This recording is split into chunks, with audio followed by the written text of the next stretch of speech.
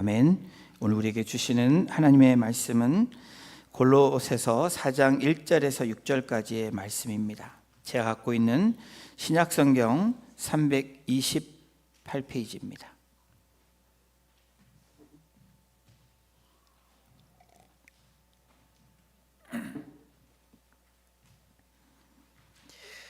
찾으신 줄로 알고 4장 1절부터 6절까지 한 절씩 교독으로 봉독하고 마지막 6절은 합독하겠습니다. 상전들아, 의와 공평을 종들에게 베풀지니 너희에게도 하늘의 상전이 계심을 알지어다. 기도를 계속하고 기도에 감사함으로 깨어 있으라. 또한 우리를 위하여 기도하되 하나님이 전도할 문을 우리에게 열어주사 그리스도의 비밀을 말하게 하시기를 구하라. 내가 이 일 때문에 매임을 당하였노라.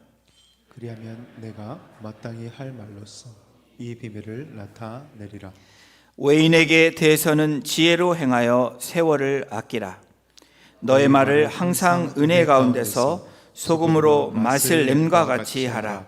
그리하면 각 사람에게 마땅히 대답할 것을 알리라. 아멘. 계속하고 깨어 있으라라는 제목으로 오늘 하나님의 말씀 같이 나누겠습니다. 여러분, 지난주에 말씀을 기억하시나요? 또 그 전주에 말씀을 기억하시나요? 그 3주 전의 말씀은 여전히 우리는 말씀을 사랑하지만 기억하고 지켜나가는 일은 참으로 쉽지 않다라는 것을 저와 여러분들이 경험하고 있습니다. 말씀대로 산다. 또 그리고 말씀이 선포되면 그 말씀을 붙들고 살아가는 일들은 특별히 어렵습니다. 우리는 차라리 수도원에 들어간다든지 기도원에 들어간다든지 세상과 구별된 환경에서 산다면 좀 더 나은 말씀을 지키며 살 수 있을 터인데, 그렇지 못하는 우리의 상황, 삶 가운데서도 오늘은 여전히 우리에게 또 하나님의 말씀이 증거되고 있습니다. 사랑하는 성도 여러분, 주님이 우리를 기도원으로 가라. 물론 기도원에 가서 사시는 분도 있고 수도사로서 수도원에 가서 일하시는 분들도 있습니다. 근데 우리는 하나님이 세상 속으로 들어가라 라고 말씀을 하십니다. 세상 안에서 살라 라고 말합니다. 그런데 그냥 살라고 말씀하시는 것이 아니라 우리 골로새서를 통해서 우리에게 주신 말씀은 in Christ Jesus, 예수 안에서 살라라는 겁니다. 또 주님의 뜻대로 살라라는 거예요. 그리고 주님께 하듯 그렇게 나아가라고 이야기합니다. 그러면서 은혜의 옷을 입은 사람처럼 살아가라 라고 이 사도 바울을 통해서, 이 골로새 서신을 통해서 우리에게 계속 말씀해 주셨습니다. 여러분, 사도 바울은 이 편지를 쓸 때 이 서신 중에 중요한 내용을 강조합니다. 그렇죠? 우리가 골로새서를 통해서 오늘 4장의 이 마지막 부분을 하고 있는데 4장까지 오면서도 계속해서 중요한 메시지를 주고 있습니다.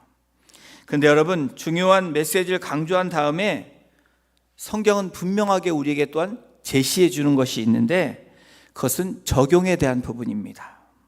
이렇게 말씀이 선포되지만 그 말씀 후에 그렇게 살아야 되는 그 적용을 삶으로 실천해야 되는 부분들을 우리에게 분명하게 말씀해 주고 있는데 그것이 오늘 4장의 결론 짓는 부분입니다. 우리의 삶에서 어떻게 은혜 옷을 입는 것인지, 어떻게 하면 죽게 하듯 그렇게 계속해서 살아갈 수 있는 것인지, 또 어떻게 예수님의 삶을 따라서 사는 것인지 우리에게 그 적용에 대한 부분을 오늘 4장을 통해서 우리에게 말씀을 합니다.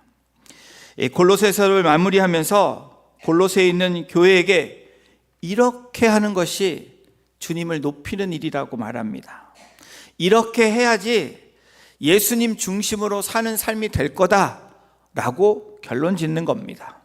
또 이렇게 하는 것이 예수님이 어떤 분이심을 우리가 높여드리고 인정하는 것이고 그렇게 살아내는 것이다 라고 오늘 본문을 통해서 우리에게 제시해 주고 있습니다. 그래서 오늘 여러분, 우리가 그리스도인으로서 특별히 현재의 삶을 살아가고 있는 세상 속으로 나아가야 되는 우리의 삶 가운데 우리가 계속해서 깨어 있어야 되는 이유를 오늘 우리에게 말씀해 주고 있습니다. 그리스도인으로서 우리가 계속해서 깨어 있어야 하는 이유 첫 번째는 이렇게 이야기합니다. 우리 함께 같이 읽어보겠습니다. 시작. 하나님의 속성을 베풀어야 하기 때문입니다. 우리 골로새서 4장 1절도 읽어보겠습니다. 시작. 상전들아 의와 공평을 종들에게 베풀지니 너희에게도 하늘의 상전이 계심을 알지어다. 이 골로새서 4장 1절의 말씀은 지난주 3장 18절에 있는 말씀과 연결되어 있는 이 6번째에 대한 이야기입니다. 우리 첫 번째 3장 18절에 어떻게 시작하죠? 아내들아 라고 얘기 나옵니다. 어떤 아내들이 왜 남편들아 먼저 안 하고 아내들을 얘기하느냐, 아내들이 먼저 해야 되느냐, 이렇게 질문하는 분들 계실 수 있어요. 아내들아, 남편들아, 그리고 자녀들아, 아비들아, 부모들아, 그 다음에 종들아, 오늘 6번째 상전들아 라고 이야기를 합니다. 하나님의 속성, 바로 이 상전들에게 무엇을 얘기하냐? 바로 주인된 사람들, 힘이 있고 권력이 있는 사람들, 또 나보다 밑에 있는 사람들에게 무엇을 하라고 오늘 성경이 말하냐면 의와 공평을 베풀라라고 이야기합니다. 내가 어떤 사람보다 위에 있는 위치에 있다면 사회에서든 가정에서든 공동체에 있어든 위라는 의미가 내가 좀 더 다른 사람보다 힘을 가질 수 있고 어떤 행사를 할 수 있는 사람들이라면 어떻게 해야 되냐? 의와 공평을 베풀라는 거예요. 여기서 말하는 의가 뭡니까? 의는 옳은 것을 뜻하는 것으로 사람이, 인간이 하나님 앞에 받아들여질 만한 모습과 조건을 이야기합니다. 또한 공평은 동등과 공동됨을 이야기합니다. 이 의와 공평은 다시 말하면 하나님의 속성, 하나님의 성품에 대해서 말하고 있는 거예요. 바로 너희들이 주인이면, 너희들이 누군가보다 힘이 있고 어떤 권력을 행사할 수 있는 위치에 있는 사람들이라면 나의 속성인 의와 공평을 베풀라라고 말하는 겁니다. 왜 주인들이 종들을 그와 같이 대해야 하는지에 대해서, 또한 우리가 조금 힘이 있다면 왜 그래야 되는지 그것을 분명하게 밝히고 있는데, 사도 바울이 무엇라고 얘기합니까? 너희 주인들아, 상전들아 라고 얘기하면서 너희들이 의와 공평을 베풀어야 되는데, 왜냐하면 너희에게도 하늘의 상전이 계심을 알아야 된다라는 겁니다. 우리가 최고의 높은 위치에 있는 사람들이 아니라 우리보다 위에 있는, 또 누군가보다 더 위에 있는 분들이 계시다라는 것을 말합니다. 이 땅에 있는 이 주인들, 또 힘이 있고 그것을 발휘하는 사람들에게 능동적으로 계속적으로 그렇게 하나님이 계시다는 것을 리마인드 해주고 있는 겁니다. 여러분, 세상 속으로 우리가 살아가야 되는 이유 중에 우리 홀로 가면 어렵습니다. 우리가 혼자 할 수 있는 게 제한되어 있습니다. 그러나 주님이 우리에게 말씀하시면서 주님과 만남을 통해서 가라는 거예요. 주님과 함께 동행해서 가라는 겁니다. 주님과 동행할 때 주님의 의와 공평이 증거되고 나타나고 베풀 수 있게 된다는 것을 말하고 있는 겁니다. 또 우리가 계속하고 깨어 있어야 되는 이유, 하나님의 속성을 우리는 베풀어야 되는 그 부르심이 있습니다. 또 두 번째 우리 함께 읽어보겠습니다. 시작. 기도를 항상 힘쓰며 하기 때문입니다. 사실은 이 4장에 나와 있는 우리가 삶에서 적용해야 되는 그 실천적인 중요한 핵심이 바로 4장 2절에 있습니다. 우리 4장 2절을 함께 같이 읽겠습니다. 시작. 기도를 계속하고 기도에 감사함으로 깨어 있으라. 기도를 계속하고, 여러분, 기도는 하고 싶을 때 하는 게 아니라는 것을 분명히 밝혀주고 있죠. 기도는 어떻게 해야 된다고요? 숨 쉬는 것처럼, 우리가 밥을 매일 먹는 것처럼 매일 계속하라고 이야기합니다. 이 계속하다라는 이 원어를 보면 확고부동하게 지속한다라는 의미가 있습니다. 변함없이 헌신하고 충성된다라는 그 뜻이 있습니다. 그리고 더 다른 뜻은 전념을 가지고 간다라는 뜻이 있습니다. 자, 우리 이 단어와 오늘 본문에 나온 계속해서라는 이 단어가 똑같은 단어가 어디에 쓰였냐면 사도행전 1장 14절에 쓰여 있습니다. 우리 함께 같이 읽겠습니다. 시작.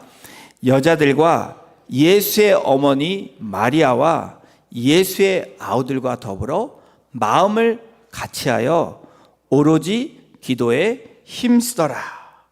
이 계속하고라는 이 헬라어 단어가 이 1장 14절에 힘쓰더라, 힘쓰는 단어와 같은 단어로 똑같이 사용되고 있습니다. 골로새서에는 계속해서라는 이 한국 표현으로 썼지만 원어는 같은 단어를 쓰고 있는데 우리가 이것이 계속한다라는 말은 힘쓴다라는 겁니다. 이 주님이 승천 이후에 예루살렘에 120 성도들이 모였습니다. 그래서 예수님이 말씀하신 대로 기도에 힘쓰기 위해서 모였던 그 사람들, 힘썼다라는 그 의미가 계속했다라는 이 단어로 같이 쓰이고 있다라는 거예요. 또한 사도행전 6장 4절에도 이 단어가 쓰이고 있는데 우리 읽어보겠습니다. 우리는 오로지 기도하는 일과 말씀 사역에 힘쓰리라. 이 사도들이 구제하는 일에 너무 열심히 하다 보니까 다른 것을 놓치게 되어서 7 집사를 세우고 난 이후에 사도들이 뭐라고 얘기합니까? 우리는 오로지 기도하는 일과 말씀 사역에 힘쓰리라. 이 힘쓰리라가 단어가 계속해서라는 단어와 같이 쓰이고 있다라는 거예요. 여러분, 사도 바울이 기도를 계속하라 이렇게 말하는 의미가 무엇입니까? 이것은 우리가 해도 되고 안 해도 되는 것이 아니라 이것은 그리스도인으로서 계속해야 되고 깨어 있어야 되는 부분임을 우리에게 말하고 있는 겁니다. 바울은 계속해서 기도를 계속해야 하고 힘써야 하고 또 뭐라고 얘기합니까? 4장 2절 후반부에 기도에 감사함으로 깨어 있으라라고 얘기합니다. 기도를 계속하는 거에서 멈추지 아니하고 그 다음 단계가 뭐냐면 감사함으로 깨어 있으라는 거예요. 여러분, 기도는 우리가 옵션이 아니고 맨데토리입니다. 성도에게 기도와 말씀은 양 날개이고 그것이 중심입니다. 그런데 기도에 있어서도 중요한 중심이 있다면 바로 감사와 깨어있는 기도라는 거예요. 기도의 방식은 여러 가지가 있습니다. 부르짖는 기도도 있고 묵상하는 기도도 있습니다. 계속 기도해야 되죠. 그 다음 단계로 넘어가는 기도가 뭡니까? 그 기도 안에 감사의 기도가 있어야 된다는 거예요. 감사로 기도해야 된다는 거예요. 여러분, 감사의 기도는 어떤 의미를 이야기합니까? 어떠한 결과에든지 나는 하나님께 감사합니다라는 고백입니다.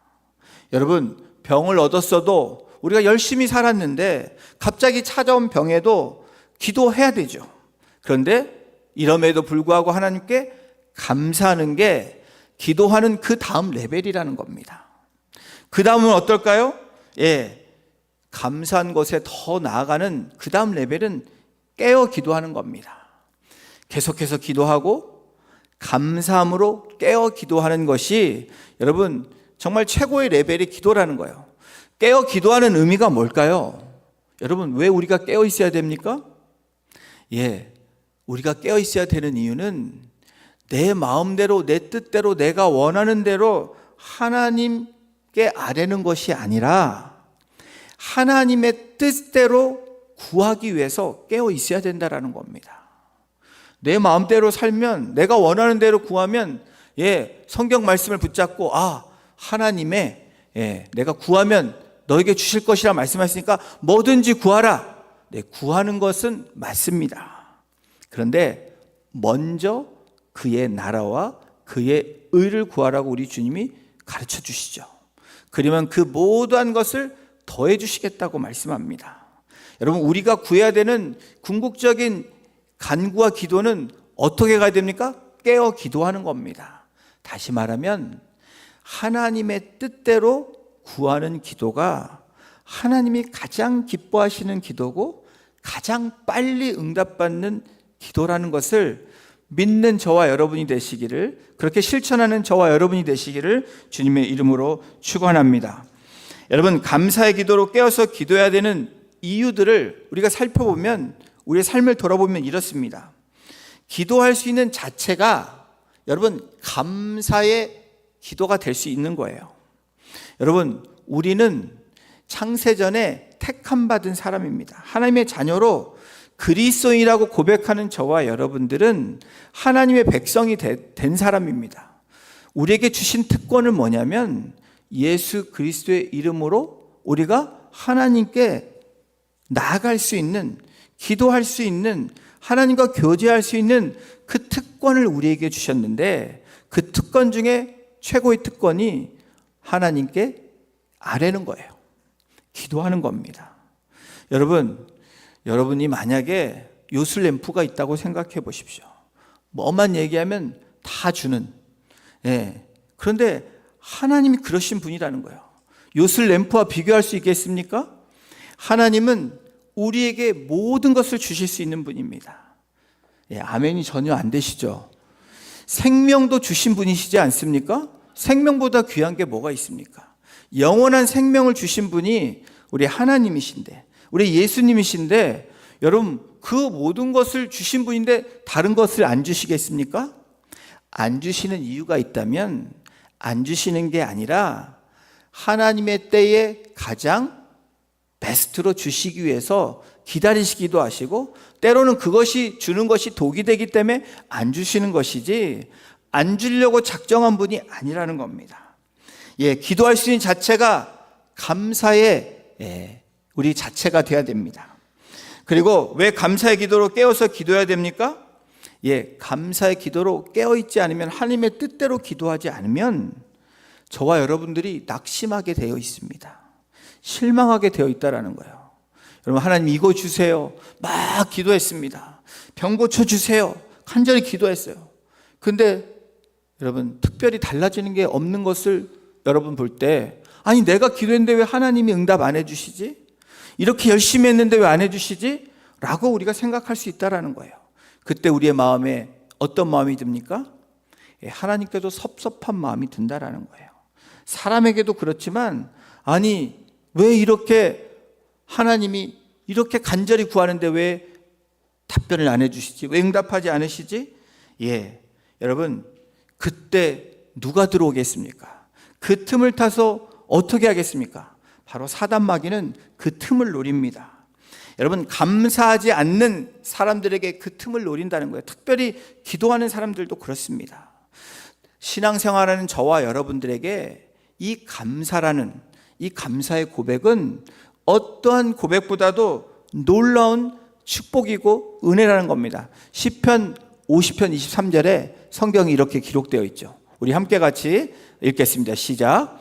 감사로 제사를 드리는 자가 나를 영화롭게 하나니 그의 행위를 옳게 하는 자에게 내가 하나님의 구원을 보이리라.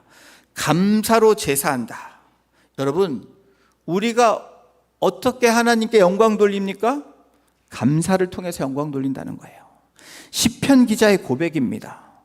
여러분, 하나님께 영광 돌리는 게 뭘까? 오늘 성경이 분명하게 말씀합니다. 나의 삶에 감사하는 거예요. 나의 주어진 환경에 감사하는 겁니다. 어떤 상황에서도 하나님께 이 드림은 감사로 드리라는 거예요. 이것이 시편 기자의 고백입니다. 자, 우리가 계속하고 깨어 있어야 하는 이유, 하나님의 속성을 베풀어야 하기 때문이고요. 두 번째, 기도를 항상 힘써야 하기 때문입니다. 또 세 번째로 우리 함께 읽겠습니다. 시작. 전도의 문과 그리스도의 비밀을 알아야 하기 때문입니다. 골로새 성도들에게 개인적인 기도에 힘쓰라는 권면을 합니다. 계속하고 깨어 있어야 되는 이유가 바로 이 기도에 대한 이야기를 2절부터 6절까지 하고 있습니다. 그러면서 사도 바울이 한 단계 더 나아가 기도하는 이유, 그 이유는 전도의 문이 열려져야 되는, 그래서 그것을 통해서 그리스도의 비밀을 알게 하기 때문에 우리는 계속해서 깨어 있어야 된다라는 겁니다. 자, 골로새 4장 3절에 성경은 이렇게 기록합니다. 우리 함께 합독합니다.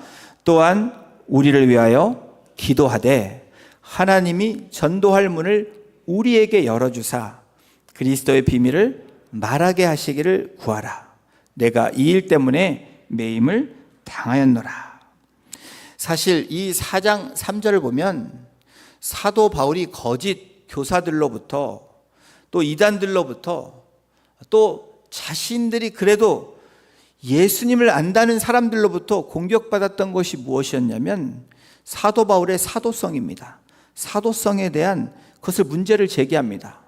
사도는 기적을 베풀고 이적을 베풀고 하나님의 권능이 나타나는 그러한 일들을 했던 그 초대교회의 역사들에 나타났던 인물들이 사도들입니다. 그런데 사도 바울이 무엇라고 부탁을 합니까? 우리를 위하여 기도해 달라라고 이야기합니다. 중보 기도를 부탁하는 겁니다. 여러분들이 저한테 기도 부탁을 하면 기도해야 되죠. 근데 여러분들도 저를 위해서 기도해 주셔야 됩니다. 왜 기도해야 됩니까? 시험에 들지 않고 온전한 말씀을 선포하고 하나님께 올바로 서 있어서 그 하나님의 말씀을 대언하는 그 일들을 잘 감당하기 위해서 기도해 달라라는 겁니다. 여러분, 그것이 우리에게 서로 함께하는 공동체의 모습이고 함께 성장하고 성숙해지는 그런 방법임을 말씀하고 있습니다. 여러분, 우리 모든 성도들은 서로를 향해서 중보해야 됩니다.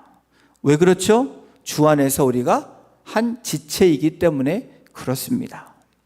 우리가 11월 19일을 추수감사주의를 맞이해서 저희가 지금 21일 작정 기도 또 금식을 통해서 한 영혼을 주님 앞에 이렇게 인도하는 그 놀라운 은혜들을 하나님이 인도해 주시게 역사해 달라고 우리가 그 기도회를 시작했습니다.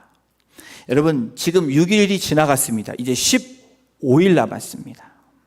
주로 따지면 이제 3주가 남았는데 여러분, 이 중보가 얼마나 중요한지 여러분들에게 다시 리마인드 해드리고 싶어서, 또 그런 의도는 아니었죠. 오늘 말씀이 사도 바울이 골로새 교회와 성도들에게 왜 이것을 얘기했는지, 왜 이것이 그렇게 중요한지 우리 공동체가 함께 이 말씀을 붙잡고 함께 나아가기를 소망해 봅니다. 여러분, 주보에 썼죠. 우리가 시간을 정하여 333 하자. 보신 분도 있고 안 보신 분도 있습니다. 여러분, 하루에 3번, 다니엘 6장 10절에 하루에 3번 예루살렘을 향하여 문을 열었다고 얘기했습니다. 여러분, 문을 열었다는 그 의미는 어려운 상황 속에서 칙령이 내려져서 조심해서 기도해야 되는 그 상황에 다니엘은 문을 열었다고 그랬어요. 문을 열면 어떻습니까? 기도의 소리가 들릴 수 있고 기도하는 것이 발각이 되면 문제가 된다라는 겁니다. 그럼에도 불구하고 하나님을 향해서, 예루살렘을 향해서 문을 연 다니엘을 우리는 기억해야 됩니다. 바로 중보 기도는 우리가 마음의 문을 열고 하나님을 향해서 함께 나아가는 우리의 행위고 우리의 믿음의 표현입니다. 그리고 다니엘이 어떻게 합니까? 하루에 3번 무릎을 꿇고 감사하며 기도했다라고 다니엘서 6장 10절에 기록되어 있습니다.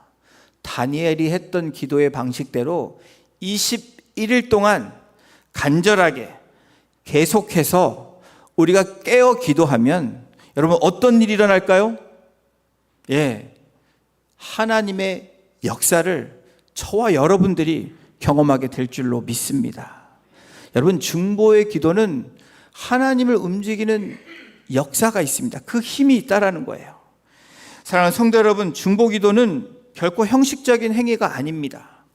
중보기도는 서로의 짐을 나눌 수 있는 우리의 형제 자매가 정말 한 영혼을 위해서, 가족의 이 자녀들을 위해서, 배우자를 위해서, 부모를 위해서, 형제를 위해서, 그리고 이웃을 위해서 기도의 제목들 내놓은 그 영혼들을 우리가 미주에 있는 40명과 한국에 있는 10명을 위해서 기도하는 겁니다. 하루에 3번 시간을 정해서 적어도 한 번에 3명, 그리고 3분 정도만 하시라는 거예요. 나는 기도 어떻게 해야 될지 몰라. 여러분 3분 못 하십니까?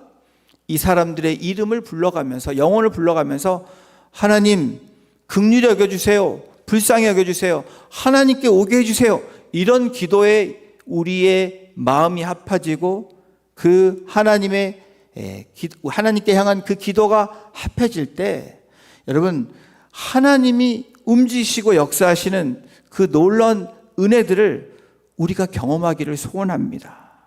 여러분, 중보 기도는 놀라운 힘이 있습니다. 전혀 알지 못했던 사람들 기도할 때 어떤 마음을 갖게 돼요?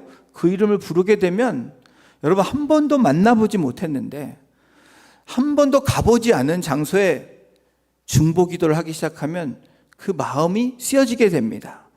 그 마음을 갖게 되고 사랑하게 된다라는 거예요. 여러분, 누군가를 위해서 기도하기 시작할 때 어떤 마음이 듭니까?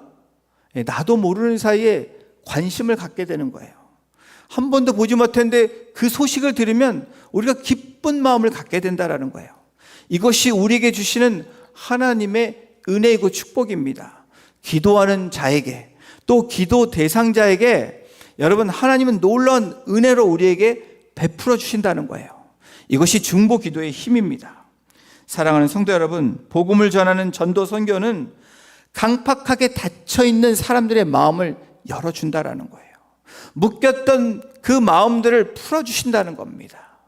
그리고 우리의 묶였던 문제까지 먼저 그의 나라와 그를 구하기 때문에 하나님이 그 모든 것을 더하시는 은혜로 역사하신다는 거예요. 사도 바울이 무엇라고 고백합니까? 비록 감옥에 있지만 4장 3절에 후반부에 뭐라고 얘기합니까? 내가 이 일 때문에 매임을 당하였노라. 뭐 때문에 매임을 당합니까? 하나님의 복음을 전하는 일에 내가 감옥에 있을지라도, 옥중에 있을지라도 나는 이 일 때문에 너희들에게 이 서신을 전하고 너희들에게 중보를 부탁한다라는 거예요. 여러분, 그러한 놀라운 역사를 통해서 하나님이 이루시는 일들이 여러분 너무나 많았던 것을 초대교회에 이런 들려지는 이 이야기들을 통해서, 또 오늘 우리 공동체와 우리 중보기도를 통해서 일어나는 그 많은 일들이 지금 일어나고 있습니다. 지난주에도 갑작스런 얘기를 들어서 우리가 합심해서 기도했습니다. 짧은 시간이지만 또 간절한 마음으로 기도합니다. 그랬더니 놀라운 결과들이 나타나요. 여러분, 꼭 우리가 원하는 대로 기도해서 우리가 놀라운 일이 일어날 수도 있고 안 일어날 수도 있다는 겁니다. 그렇지만 놀라운 일이라는 것은 뭐냐면 하나님이 주시는 그 기도하는 자들에게 평안을 주시고 기쁨을 주시고 감사할 수 있게 하신다는 거예요. 또한 하나님이 그 기도를 들으시고 하나님의 뜻, 하나님의 시간에 응답하신다는 거예요. 그런데 분명한 것은 하나님의 뜻대로 구하면 그 응답이 정말 빨리 온다라는 겁니다. 내가 원하고 내가 바라고 내 뜻대로 원하는 기도는 여러분 더디고 그것이 전환되지 않으면, 변화되지 않으면 응답이 오지 않는다는 겁니다. 사도 바울은 그러면서 뭐라고 얘기합니까? 4절에 그리하면 내가 마땅히 할 말로써 이 비밀을 나타내리라. 여러분, 이 비밀을 나타내시겠다. 중보하는 사람들에게, 기도하는 사람들에게, 계속해서 깨어있는 사람들에게 마땅히 비밀을 나타내게 하신다는 거예요. 여러분, 이 위대한 중국의 선교사인 이 허드슨 테일러라는 이름을 들어보셨을 것입니다. 중국 선교에서 처음에 엄청난 그런 고통이 있었습니다. 고난이 있었습니다. 그러는 가운데 이 전략적으로 이 도시마다 센터를 만들고 그곳에서 전도하고 또 복음을 전하는 그러한 지역들을 정해서 만들었습니다. 그런데 보니까 어떤 지역들은 그럭저럭 괜찮은데 한 지역이 너무나 어려운 거예요. 핍박도 심하고 환경적으로 영적으로 굉장히 어려운 지역입니다. 그냥 객관적으로 볼 때 거기는 정말 도저히 안 될 것 같은 그런 그 장소에서 시간이 흐를수록 놀라운 역사들이 일어나는 것을 경험하게 됩니다. 허드슨 테일러는 이게 무슨 일인가? 그 원인을, 그 답을 찾지 못합니다. 그리고 시간이 흘러서 안식년이 되어서 영국으로 돌아오게 되고 선교 보고를 하는 중에 한 교회를 방문하는데 그 해답을 얻게 됩니다. 그 이유를 발견하게 되었는데 스코틀랜드의 한 교회를 방문했더니 그 지역을 끊임없이 기도했던 그 기도의 사람들이 있었다라는 것을 알게 되었다는 거예요. 그랬더니 어떤 일을 합니까? 6년 동안 가보지도 않고 만나보지 않았지만 하나님께 그 장소와 그 영혼들을 위해서 기도했더니 여러분 놀라운 그 변화와 영혼들이 하나님께 돌아오는 그 역사들을 직접 목격했던 이 허드슨 테일러의 고백입니다. 사랑하는 성도 여러분, 오늘 여러분, 나는 나이도 들었고 물질도 없고 지혜도 없고 말주변도 없고 힘도 없어서 나는 아무것도 할 수 없다라고 말하시는 분들이 혹시 계십니까? 그래서 나는 교회와 이웃과 열방을 향해서 나가지도 못하고 나는 아무것도 할 수 없다라고 생각하시는 분들이 계십니까? 그렇다면 오늘 말씀처럼 삶에서 계속해서 깨어 있어야 되는, 그리고 하나님께 가장 빠르고 가장 응답받을 수 있는 중보의 기도의 자리에 나오시는 우리 성도님들 한 분 한 분 되시기를 주님의 이름으로 축원합니다. 그러면 하나님은 우리의 조그맣고 연약하고 아무 힘 없는 우리들이지만 하나님께서 하나님의 뜻대로 구하는 그 기도를 통해서 그 세상 어떤 것보다도 강력한 그 하나님의 역사와 그 하나님의 은혜로 만들어 줄 것으로 믿습니다. 여러분, 우리가 그런 삶을 살아가기를 소원합니다. 그런 중보의 자리에 나와서 우리가 333 하시고 또 새벽 예배 21일 동안에 그리고 수요 중보 기도에 나와서 함께 기도하고 감사함으로 깨어 기도하는 우리 공동체가 되기를 주님의 이름으로 축원합니다. 우리 여기까지가 중요한 부분이죠. 근데 더 중요한 부분이 있습니다. 이 5절, 6절을 보시면 우리 6절을 함께 같이 읽어보겠습니다. 우리 함께 읽겠습니다. 시작. 너희 말을 항상 은혜 가운데서 소금으로 맛을 냄과 같이 하라. 그리하면 각 사람에게 마땅히 대답할 것을 알리라. 우리가 해야 되는 하나님의 공의와 그렇죠? 의와 공의를 우리가 전하는 겁니다. 그리고 깨어서 기도하고 계속해서 기도하고 감사함으로 깨어 있어야 됩니다. 그런데 정말 기도 열심히 하는 거 중요해요. 근데 여러분 더 중요한 게 있습니다. 기도 후에 우리의 삶이에요. 기도의 자리에서는 누구보다도 성령 충만한 것 같아요. 열심히 부르짖는 것 같아요. 그런데 저도 그렇고 그런 분들을 많이 봅니다. 기도하고 난 후에 말로 까먹는 분들이 너무 많다라는 거예요. 차라리 말을 안 하면 될 텐데, 말 안 하면 더 은혜가 되고 말 안 하면 더 주님 앞으로 영혼들을 옮겨올 텐데 말로 행동으로 까먹는 우리들의 모습을 보게 됩니다. 너희 말을 항상 은혜 가운데서라고 이야기합니다. 여러분, 성령으로 거듭난 이후 그리스도인의 삶의 가장 실제적인 우리의 실천이 뭡니까? 혀를 중요해야 된다는 거예요. 조심해야 된다는 거예요. 여러분 어떻습니까? 열심히 기도하는 분이 집에 가서 말 한 번 잘못 열면 교회를 주님 앞에 나오려다가 교회를 나오려다가 안 나오는 분들이 있다라는 거예요. 어떤 일에서 그래요? 특히 믿지 않는 배우자들과 자녀들에게 나는 죽었다 해야 된다라는 게 무슨 얘기입니까? 차라리 말을 안 하는 게 좋은 겁니다. 그냥 농담이라도 장난이라도 여러분 남을 해하는 말을 하지 않는 것이 중요하다라는 거예요. 저도 그걸 매일매일 경험합니다. 혀를 제어하는 거. 사도 바울이 비밀을 이야기한다라고 얘기하면서 비밀을 이야기해야 되는데 우리의 혈과 육을 자꾸 얘기하다 보면 문제가 생긴다는 겁니다. 너의 말을 항상 은혜 가운데서 라고 이야기합니다. 사도 바울은 성도들의 언어 생활을 이야기합니다. 여러분 특별히 믿지 않는 불신자들에 대해서는 더더욱 우리가 이 언행을 잘해야 된다는 거예요. 그렇죠? 이 사도 바울이 중요한 두 가지 원칙을 본절에서 우리 이야기하고 있는데 여러분 우리가 말할 때 은혜 가운데서 행하라는 겁니다. 은혜 가운데서 행한다는 게 무슨 의미입니까?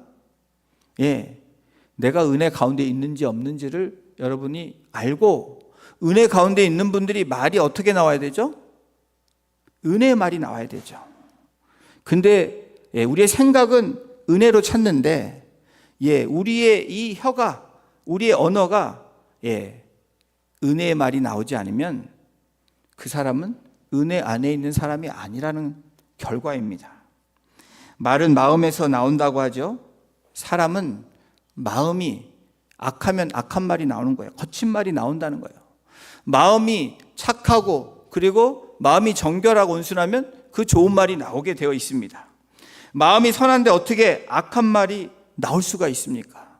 그리스도 안에 있다고 하는 우리들이 어떻게 그리스도인의 삶을 살지 않을 수가 있겠습니까? 여러분 이것은 우리에게 굉장한 도전이기도 하고 이것을 그냥 그대로 가져가서는 안 된다는 거예요. 여러분 21일 동안 열심히 기도합니다. 해야죠. 하나님이 역사하실 줄로 믿습니다. 그런데 우리에게 하나님이 요구하는 이 말씀을 통해서 요구하는 게 있어요. 차라리 21일 동안 내가 말을 제어할 수 없으면 묵언하십시오. 그냥 웃으세요. 그리고 그냥 행함으로 하세요. 그게 오히려 말하는 것보다 훨씬 그 영혼을 주님 앞에 인도하는 축복의 통로가 될 것입니다. 하나님의 은혜에 있는 마음이 어떻게 다른 사람에게 상처를 주는 말이 나올 수 있겠습니까?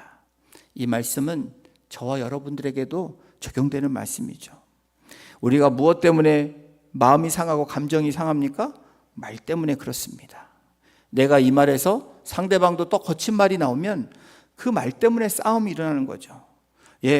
웬만한 사람들은 먼저 주먹이 나가지 않습니다. 그건 이상한 사람이죠. 무력으로 하지 않아요. 신경을 건드리는 이 혀 때문에 혀는 사람을 살리기도 하지만 사람을 죽이기도 한다라는 거예요. 사랑하는 성도 여러분, 왜 이 언어가 이렇게 중요할까? 바로 이 언어는 맛을 내는 거기 때문이라고 사도 바울이 골로새 성도와 오늘 우리들에게 말하고 있는 겁니다. 소금으로 맛을 냄과 같이 하라라고 이야기합니다. 맛을 냄과 같이라는 이 단어는 적절하게 하다, 가지런히 놓다라는 거예요. 우리 그리스도인은 적절한 말을 표현할 수 있어야 되고 적절한 표현이 아니면 차라리 멈추는 것이 더 은혜로운 삶이라는 것을 말합니다. 사도 바울이 성도의 언어 생활을 교훈함에 있어서 소금이란 단어를 왜 사용했을까? 그것은 우리 주님의 산성수훈에 나오는 너희는 빛이고 소금이라는 그 말씀, 그리고 그 컨텍스트 안에서 이 소금이 어떤 역할을 하는지를 우리에게 분명히 제시해주고 있다는 거예요. 우리의 언어의 부패를 막습니다. 또 그리고 사람들의 마음을 정화시킨다는 거예요. 무엇을 얘기합니까? 좋은 말, 칭찬하는 말, 사랑하는 말을 하면 여러분 묶였던 마음도 강팍했던 마음도 정화되어진다라는 거예요. 누가 이랬어도 내가 은혜의 말로 그리고 소금의 맛을 낼 수 있다면 여러분 부패지는 영혼에게, 부패지는 환경에서 하나님은 그것을 정화시키는 놀라운 도구로 우리들을 사용할 줄로 믿습니다. 그리고 이 소금은 하나님께 바치는 예물이라는 거예요. 그렇죠? 소금이 그렇게 귀했다라는 겁니다. 여러분, 우리가 하나님께 바치는 가장 첫 번째가 뭘까요? 우리의 입술을 통해서 고백하는 겁니다. 바로 이 입술을, 이 혀를, 이 언어를, 그리고 행함을 우리가 하나님께 온전하게 드릴 때 하나님은 영광 받으시고 기뻐하시는 우리의 하나님이심을 믿는 저와 여러분이 되시기를 주님의 이름으로 축원합니다. 이번 한 주간에 우리가 21일 동안 기도를 통해서 우리가 이 말하는 것을 좀 줄일 수 있다면, 말을 하더라도 사랑의 말로, 그리고 은혜의 말로, 하늘의 언어로 할 수 있다면 그것이 더 하나님께 은혜가 되고 닫혔던 막혔던 영혼들에게 정화해주고 그리고 그것을 뚫어줄 수 있는 놀라운 하나님의 역사의 도구로 사용될 줄로 믿습니다. 그러한 한 주간의 삶이 되시기를 주님의 이름으로 축원합니다. 오늘 우리가 함께 찬양할 텐데요. 여러분 잘 아시는 찬양입니다. 나의 기도하는 것보다 더욱 응답하실 하나님. 여러분, 나의 기도하는 것, 나의 기도지만 깨어 기도하는 하나님의 뜻대로 기도하는 그 기도가 되어질 때, 그 고백이 되어질 때, 그리고 그 복음의 선포와 사람을 살리는 언행이 되어질 때, 계속해서 깨어 있어야 되는 그 부분으로 나아갈 때 그보다 더 많은 것을 응답해 주실 그 하나님을 기대하고 하나님이 하실 그 역사를 우리가 바라보며 소망으로 나아가면서 이 찬양을 주님 앞에 올려드리도록 하겠습니다. 나의 기도하는 것보다